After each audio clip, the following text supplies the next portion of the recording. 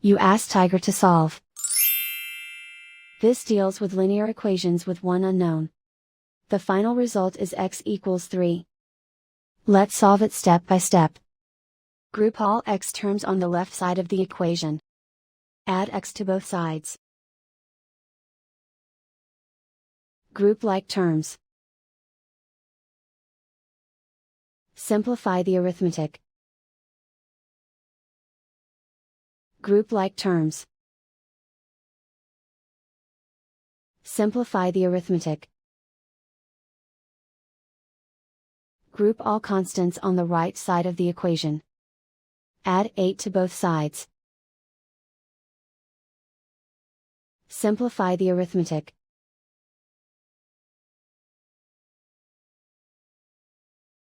Isolate the x. Divide both sides by 5. Simplify the fraction. Find the greatest common factor of the numerator and denominator. Factor out and cancel the greatest common factor.